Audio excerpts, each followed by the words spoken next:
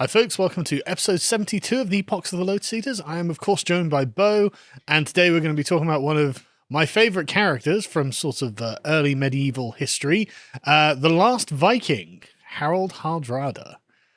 So Harald Hardrada means, as you said, harsh ruler before we started. Yeah, something along those lines. Apparently there's no perfect English translation, but it's something like the harsh ruler or the hard ruler. Yeah. Something along those lines. Basically the tyrant, right? Yeah. It's not a very nice appellation to have, is it? Well, it depends what you're aiming for, Well, but yeah, right. Yeah, I suppose so, It's a funny thing though. He wasn't called that in his lifetime. Like a lot of these things, like Edward Confessor, it was called that afterwards. Well, you wouldn't call it to his face, would you? Yeah, probably not. I mean, he's Harold Sigurdsson, sometimes just Harold of Norway. Yeah.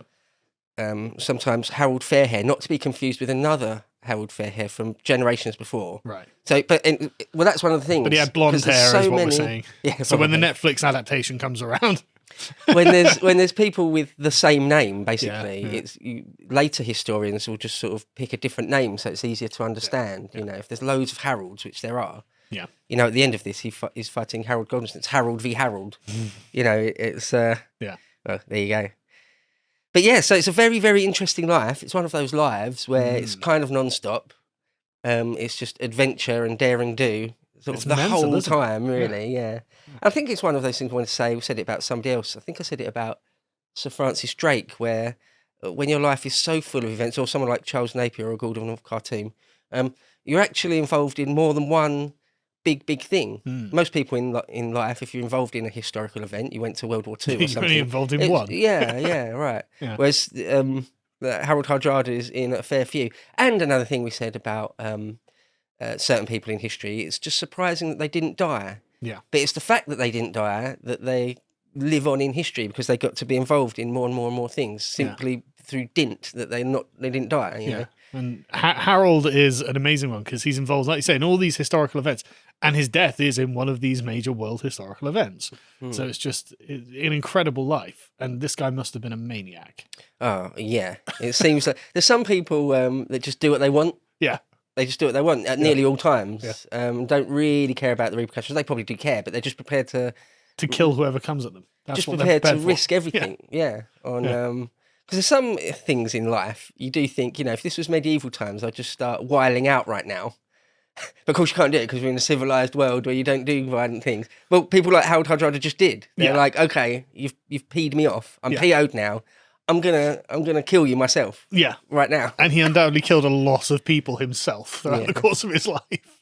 Yeah, definitely. There's specifically in some of the sagas, because a lot of this we got sort of the Scandinavian sagas. They say things like, I killed 8 men in this particular battle, and I think I might have killed 2 more, and all stuff like that. And at the end, towards later in his life, claiming he killed 40 people and all different things like that. So, yeah, he's definitely one of those people that got involved in hand-to-hand combat himself. Oh, yeah. Or was happy to. Yeah. I mean, he's like your archetypal Viking. He's like the platonic form of a Viking. You know, this is the best and most universal Viking you've ever seen. It's incredible, actually. He's right at the end of the Viking age, you know, so like the peak of Vikingness is right at the end of it. I just find that fascinating. Yeah, it's great that you said you called him the last Viking, because of course he's not obviously the last Viking, but people say that because he's in all sorts of ways the last high watermark of the Vikings. So I mean, yeah, it's also a little bit sad again if you're rooting for the Vikings, if you identify with them, if you're Norwegian or something. If you're rooting for the guys who keep killing everyone, for no particular reason other than they can. But he does seem like, he's not an Edward the Confessor type who's into praying, particularly. Although we'll get into that he was Christian and did proselytize for the Christianity. I was Christian, yeah. I'm sure a lot of them were very Christian. I'm sure he was as Christian as he needed to be to satisfy the Emperor of Constantinople or the Pope or whoever he was terrorizing that day. That's what I get from Harald Hardrada. Well, the Holy Roman Emperor. That's one thing to mention. The map of Europe at this time. You'll see that the Holy Roman Empire, which is a difficult thing.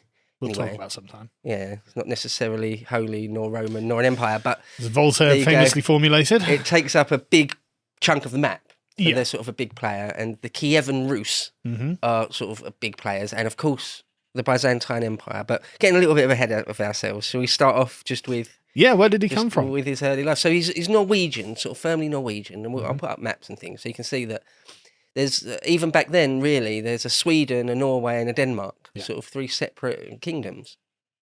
And the interplay between them is interesting and a little bit complicated. And where we've done epochs on sort of the situation in England, in Britain mainly, and we've only sort of really hinted at what's going on over there, all sorts of things. But it's obviously Chaos. And just a whole story, a whole saga in its own right. Well, just to mention that super quick, the accounts. Of course, when Hardrada ends up coming over and get involved in British affairs, he starts appearing in the Anglo-Saxon Chronicle. Yeah. But before that, we have to rely much more on Scandinavian and even Byzantine sources.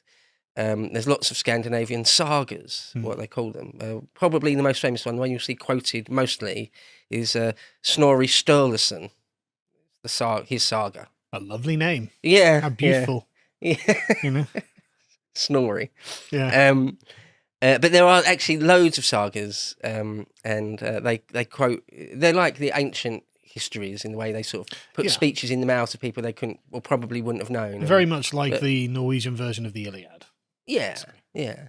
Not that the Anglo-Saxon Chronicle's much better in that sense, but still. No, but they're less of a story. That's the thing. The sagas are like the Iliad, where it's a story, and you know you can tell that over the course of like a few nights in a tavern, this would be told out, in the same way the Iliad would. Yeah, the oral tradition, yeah. And it's one thing just before we leave that there, just to mention that historians, modern scholars, do know really that the account of Harald Hardrada as we have it is almost certainly, and sort of deliberately at the time, mixed up with earlier tropes and things.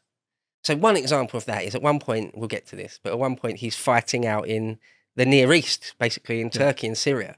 And it says he sacked 80 Arab strongholds. It's a bit much. But yeah, it's not only, probably not accurate, almost certainly not accurate, but it's also, that's like a trope in Scandinavian sagas that you take 80 castles or 80 keeps. I don't know why, that's just the thing in their tradition. So... Well, it's very much like in the Jewish tradition where it's like 40 days and 40 nights, just meaning a long time. Yeah. 80 castles means a lot of castles. Exactly that. No, exactly that. It's funny, actually, I was reading, I quite often reference stuff from the story of Lawrence of Arabia, but the Arabs in Lawrence of Arabia just use the word or the term thousands to mean lots. Yeah. Yeah. And they say, thousands, but it might only be a few hundred. Or it might be 20,000. It doesn't really matter. It just means lots. Yeah. Could have been more accurate, but don't worry about it. I do think that is a hallmark of civilization, to be quite honest. Can you count things properly? Well, accuracy. Yeah. Yeah. Having any sort of accuracy about things. Yeah. Okay. Yeah. So just to start then with his life, things start pretty early in his life. His father was an Olaf. Yep. And man of status, was he? No, absolutely. A king or a type of king, some sort of tribal leader, maybe. Yeah. And he has a big battle in the year 1030. So that's the sort of the 35 plus years we're looking at between 1030 and the mid 1060s. It's Stiklestad, the Battle of Stiklestad, which is in Scandinavia. So it's going to be about 500 people on each side, right? I think it's a bit bigger than that, but it's not a giant thing. No. And his father was actually killed in that, and Harald Hardrada was only about 15. He was probably still fighting though, right? Oh yeah. By the time you're 15, if you're sort of strong enough to wield a sword, if your neck, if you haven't got like a little boy's neck that can barely hold a great helm up, as long as you can do that, you can get involved in a battle. Yeah. So. Most boys, by the time they're 15, you're good to go, really. And Hardrada was wounded as well in that. Not sure exactly how bad, but it does seem like more than a scratch, because he sort of fled with the remnants of his party and faction eastwards towards the land of the Kievan Rus, and we're told, to sort of convalesces there, or has to sort of spend time, months and months, maybe a year or more, to sort of recovering. Yeah. From his wounds from that battle. And of course his father was killed. So that's sort of a massive you know, you don't want to get too much into armchair psychology, but that's a big thing, right? Your whole life is flipped on its head. Yeah, it's quite Genghis Khan-ish, isn't it? Where it's like, right, you just dumped and everyone's left and you're on your own. Good luck. Yeah. You know, he's got nothing and he's wounded. So, God. There's loads of examples of that when boys are, you know, you're certainly not reached full manhood yet, but you're not a child, and yet you're thrown into the maelstrom. You're suddenly the head of your own household or something, and you've got to sink or swim. Yeah, and it's of course the ones that swim. Well, it makes for a pretty hardened character, doesn't it? You know, if you have to fight for your existence when you're like 15, and you're able to successfully do that, well, it speaks of you've got a career ahead of you. Yeah, as Harald absolutely does. You know, well, it's like how many other sort of young aethelings? That's not the right word because we're talking about Vikings here. But, how many young princes throughout history have sort of find themselves in that situation and don't grab the bull by the horns and get themselves killed? For some reason, I'm thinking of Britannicus, Claudius's son, who was much older than that. He was basically pitted against Nero. I mean, when his father died, and probably loads who just didn't make any kind of historical impact. Yeah, right. You know, you just don't know about them because they died. Yeah, like he could have easily have just disappeared into the footnotes of history at this point. Yeah, if he'd died now or like been enslaved now or something like that, no one would know about this guy. Well, just also putting yourself in just physical harm, physical danger. Seems that he was just up for that straight away. Yeah. Well, so to move on, what the head of the Kievan Rus was a Yaroslav. So, Yaroslav the Wise. As I understand it, this is like a half Viking, half Slavic kingdom. That's it. That's been developed from basically the Swedish Vikings raiding eastward, whereas the Danes and the Norwegians raided westward. And so they've formed something akin to a state in this area. Yeah, like obviously around Kiev, the capital in Kiev.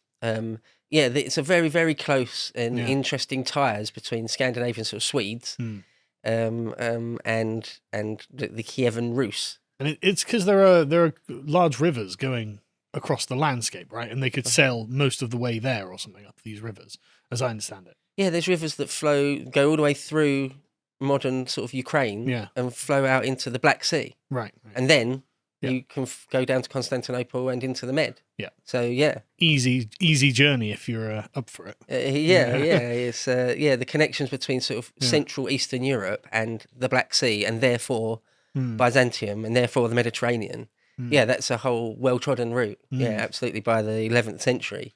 And the Kievan Rus are sort of fairly well established. They're quite a power. They're one of the biggest. Well, they're probably the most powerful faction in Eastern Europe.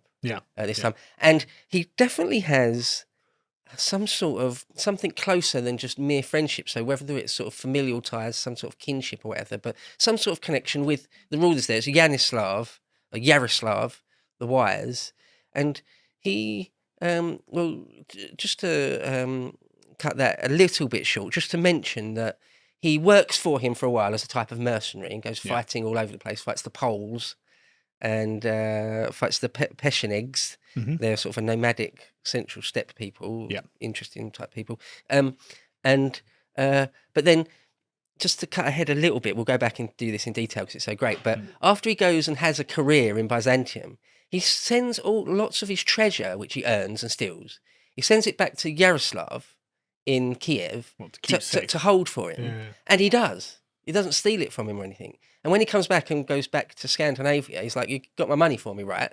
And Yaroslav's like, "Yeah, of course, yeah, here it is." Hands it over. I mean, now, there must have been some sort of familial connection. Right. Like, this is my cousin or something like that.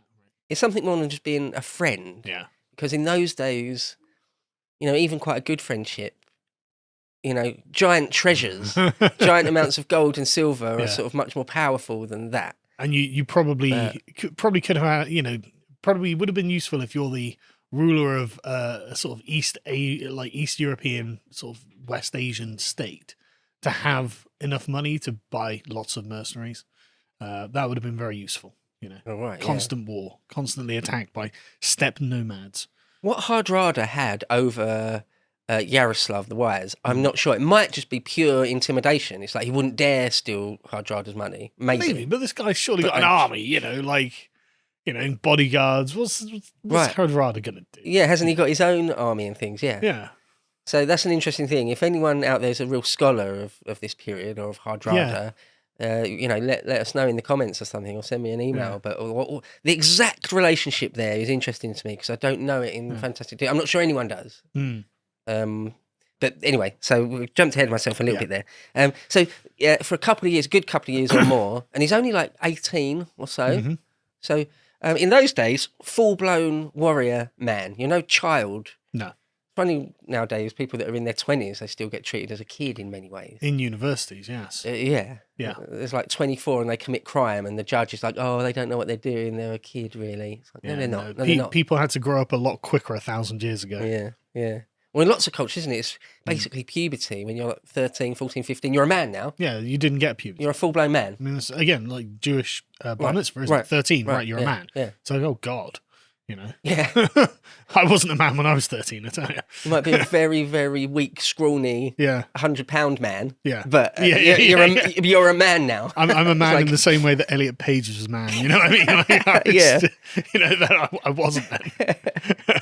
You can't really wield a sword, but you can pick it up. That's good enough. Yeah. Pardon me.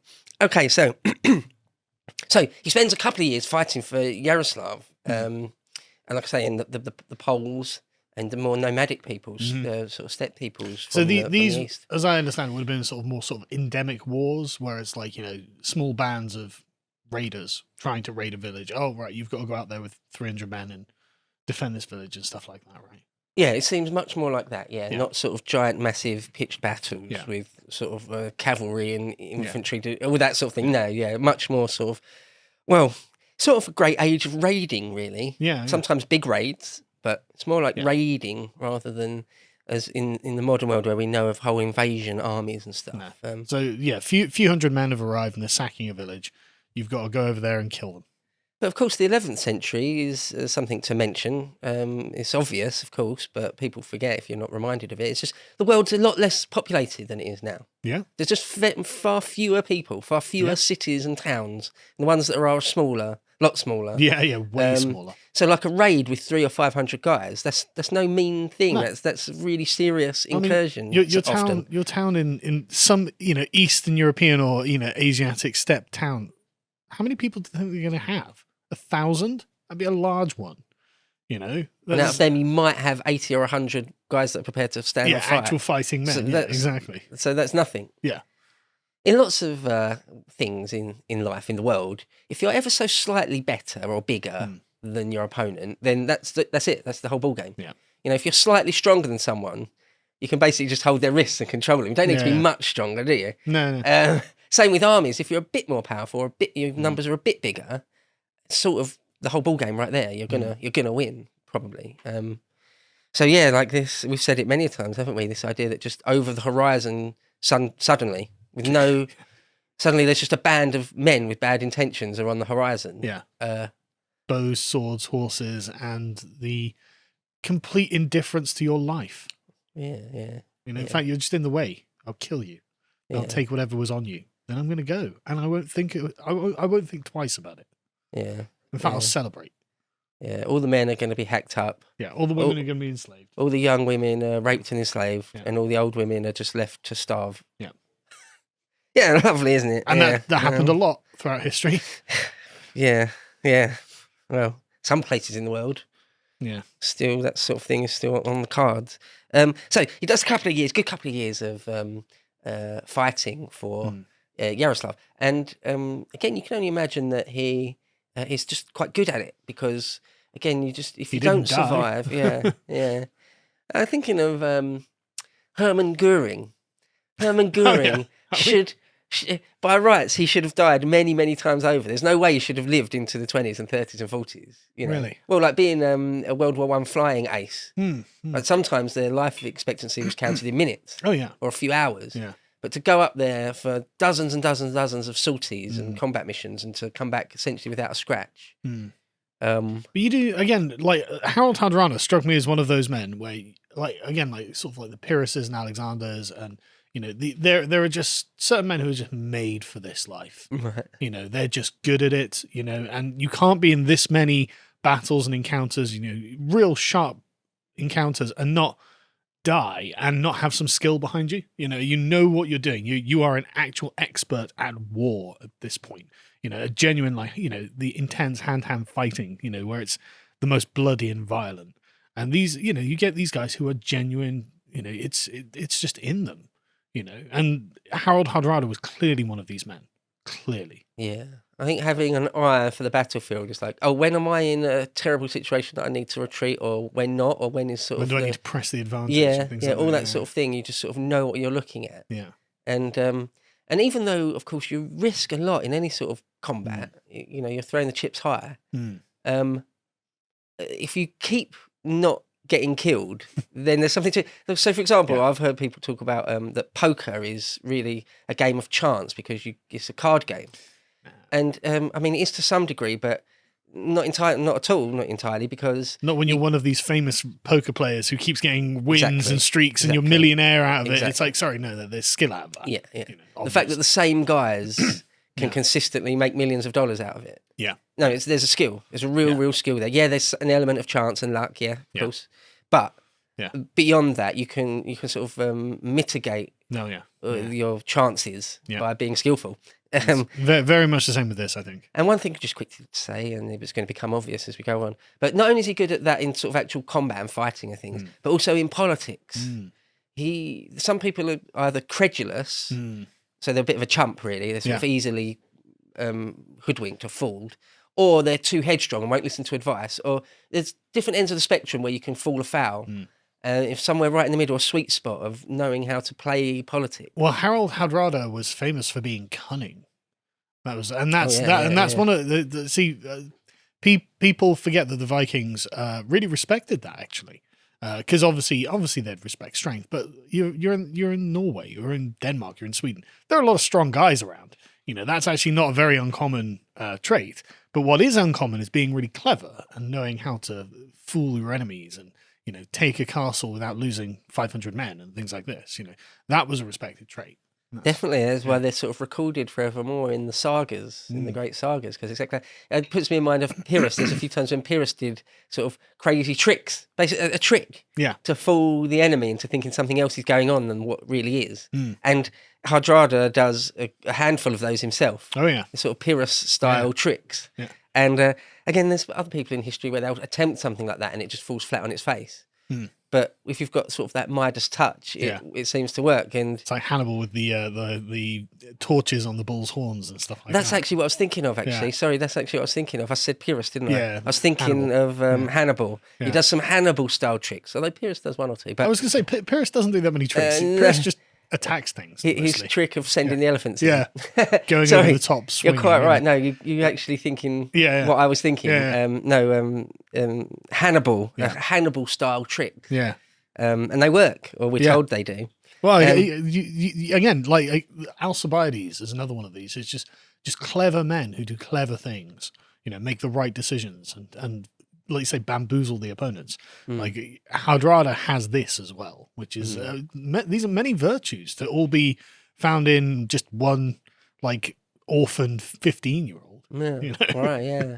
Yeah, it's you can only imagine that. I think of course it's all inferred. We haven't got anything saying this exactly, but sometimes in some people, an early failure or a really bad setback earlier on in life, sort of kindles a fire in your belly, a sort of a furnace in your soul that I'm not going to lose again. Yeah, and that I'm gonna live the rest of my life sort of open-eyed, clear-eyed, and I'm not going to be any fool, any kind of fool. Charles Martel is the one that comes to mind when you say that. He only loses one battle when he's 16. Again, like rough times, the 8th or 9th century or whatever it is. 16 years old, and it's like, right, you've got to raise an army now. It's like, raise an army? I haven't even slept with a girl. Right. Yeah, I barely need to shave, but I'm supposed to be a leader of men. Yeah. Like hard-bitten warriors 30 years older than me. Okay, I can try. I mean, it's similar with William the Conqueror himself. By the time he was about 15, he was leading, personally himself, leading an army of like hardened warriors. Yeah, it's mad. And somehow, through the force of character, force of will, can pull it off. Yeah. You know, I wouldn't. When I was 15, Wouldn't have been me. I was I wouldn't be a leader of men. No. Okay, so for a couple of years, he's sort of, I suppose you could say, sort of learning his trade in fighting in sort of in Eastern Europe. But by the year about 1034, 1035, because the chronology of this isn't really perfect, it's always around this time or so. He decides he's going to go down to the great city of Miklagard, they called it, which is Constantinople, Byzantium. So Miklagard means what? Michael's city? Yeah, the city of St. Michael, yeah. Right. I imagine it must do. Yeah. It must do, yeah. But yeah, Constantinople. Yeah, Constantinople. Yeah. Now, it's the 11th century, so Constantinople it's not sort of the biggest empire at the time, but it's among them, and it's almost certainly the richest. It's almost certainly the most prestigious. Yeah, and that's what I was going to say. It's got like the long history. It's got the Roman name. It's got money. It's got position. You know, like it's it controls the trade between Asia and Europe, basically. So you know, it's unconquered. You know, it's not been taken. So it's got a lot going for it. It's a good 150 odd years or more before it receives its first real death blow. Because as everyone knows, we say all the time, it's 1452. The Fourth Crusade hasn't happened yet. When Mehmed the Conqueror finally takes Constantinople. So that's far in the future. You know, we're still the first half of the 11th century here. Yeah. So it's still sort of a wonder to behold, really. Oh, yeah. And it's certainly one of the biggest, most powerful. Everyone in Europe seems to take their cultural cues from Byzantium. That's how sort of important and powerful it is. But if you think about it, like Byzantium by this point is 700 years old-ish, and has never been conquered, is a gargantuan city that has always had an empire attached to it. And it's going to be filled with unbelievable riches and buildings and rituals and traditions and positions. Like it's just called the city to the Turks when they arrive, you know, and this Istanbul is Greek for in the city, and that it was like a kind of Turkish adoption of the term in the city, because it's just the city, because where else are you going to go? You know, it is the place, you know. And so it, like, imagine just being in some bloody, you know, 10th century 11th century Norwegian village, then ending up in Constantinople and just seeing the difference. You know, we don't have any stone buildings. You know? We don't know how to hew a stone, and everything here is built with marble. You know, so you know there's a huge difference. You know, laced with gold and statues and gems and processions and purple robes, and this guy must just be like, wow, you know. And the Hagia Sophia, it's like the size of a stadium almost. And the hippodrome, you know, everything, you know, it's just palaces everywhere. You're just like, right, okay, this is incredible. You know, vast churches and cathedrals. Just compare that to your crappy Norwegian village. Yeah, you know? yeah. You realise what? Well, even I think Canute went to Constantinople. Did he? At some point. Was it Canute? He definitely went to Rome. Yeah.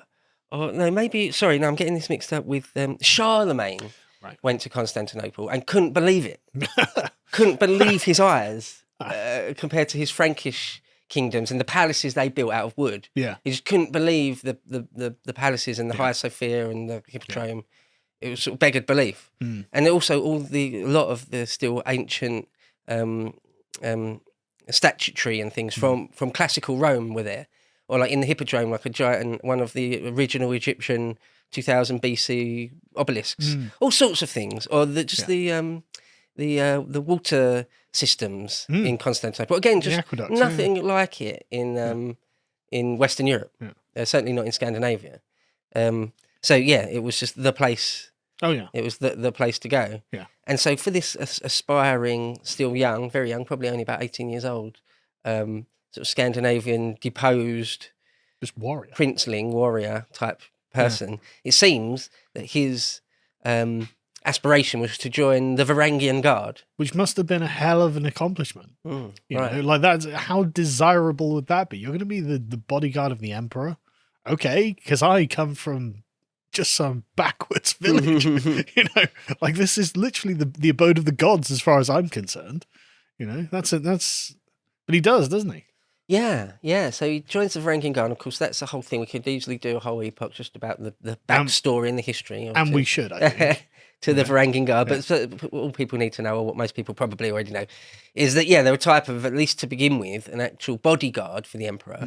But they expanded out into bigger than merely that. So, for example, the Varangian Guard was in the end, something like just a whole nother small army that can be sent out all over the place. But famously, they're made up of Northwestern Europeans. Right, yeah. Which is just interesting. Scandinavians, Anglos and Saxons. Yeah. Yeah. Probably the odd Frank in there, like it's just weirdly, it's Northwestern Europeans and famous for being remarkably loyal to the emperor. Yeah. Whoever the emperor was. Yeah. It was the position of the emperor they were loyal to rather than the individual, which I find interesting. But we'll do an epoch on them because they're a really fascinating thing. Like being loyal to the office of the president rather than just the president. Yeah. Or something like that. Because I'm sure there are times where someone kills the emperor and they just swear allegiance to the new emperor. Right, yeah. I'm sure that's happened. And so it's just like, right, okay.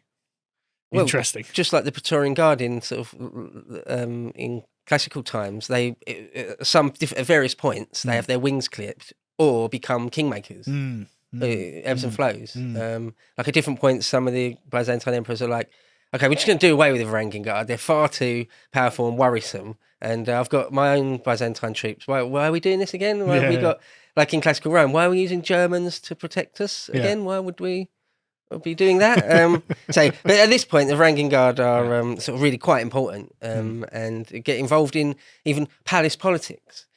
So it hasn't been too. So if we could just talk a little bit about Byzantium, then just say that it was about two or three big proper emperors that ruled for a chunk of time and were important to history. About 2 or 3 before Hardrada gets involved in the scene was Basil II, the Bulgar slayer, who is one of Byzantium's most one of the highlights of Byzantium. Great emperors. Basil II. So he got his name Bulgar Slayer for a reason.